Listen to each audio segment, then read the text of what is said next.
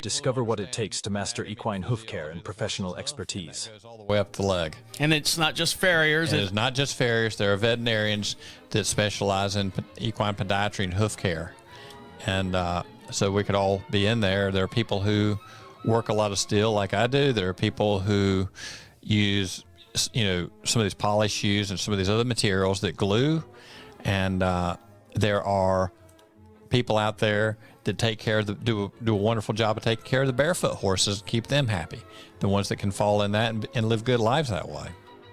And also the article from the Chronicles of a Horse, the March-April 2025 edition, written by professional farrier Jude Florio.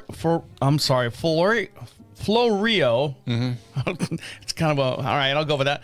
And it discusses who's pointing the fingers at who. Is it the people up top pointing down at the farriers, or is the farriers on the bottom pointing to the people that work on the top? It is a point, everybody pointing at everybody, but I'm trying to, and it's not easy, especially when your head's thick as mine is, right? Right. I don't need an anvil. That kind of thing starts.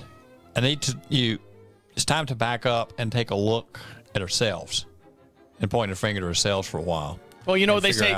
You know what they say, when you point one at you, you got 4 or 3 pointing back at me. Right. That.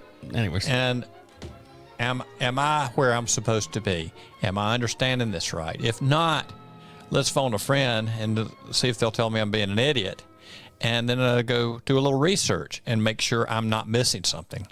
So if their fingers pointed, I need to do that, and I try to. I'm not going to say I always do. I try to. Am I on top of my game where I should be? And also, you brought in Dolly's pelvis, and I'm going to switch over to camera 9 here.